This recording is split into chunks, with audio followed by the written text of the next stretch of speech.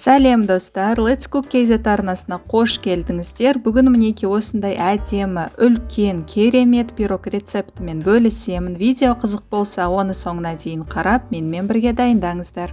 Ең алдымен пирог қамырын дайындаймыз. Ол үшін алдын ала еленген ұнға салқын сары май, тұз және қопсытқыш салып, қамыр ұнтақ, яғни крошка болғанға дейін қолымызбен осылайша үгітіп аламыз. Одан кейін ортасын ашып, осы жерге 200 грамм қаймақпен бір жұмыртқа салып, араластырып, қамыр илеп бастаймыз. Менде шамамен 520 граммдай ұн кетті. Соңында қамыр мінеки осындай упруги болу керек. Енді оны пакетке салып, бөлме температурасында тындырып қоямыз. Ал ол уақытта өзіміз салмасын дайындайық. Ол үшін ыдысқа 4 бұрыштап туралған тауық етін, жіңішкелеп туралған пияз, 4 бұрыштап туралған қызанақ пен картоп, сонымен қатар дәміне қарай тұз, қара бұрыш және өздеріңізге ұнайтын дәмдеуіштер салып араластырамыз. Айтпақшы достар, пирог сочный болу үшін мен 50 граммдай сармайдан да қостым.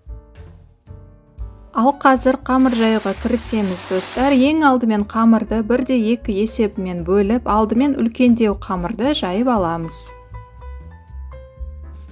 Жайылған қамырды бірден пергамент қағазына противенге саламыз. Одан кейін салмасын салып, оны тегістеп аламыз. Ал қазір үстінен кішірек қамырды салып, дәл видеода көрсетілгендей етіп, пирогтың қамырын біріктіріп, шеттерін әдемлейміз.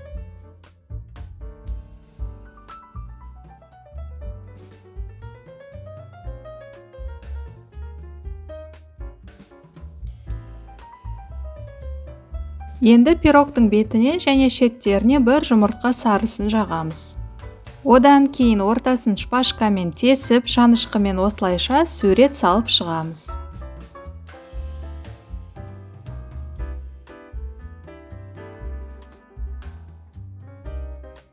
Соңында бетіне күнжіт сеуіп, алдын ала 180 градус қызып тұрған пеште 55-60 минуттай пісіреміз.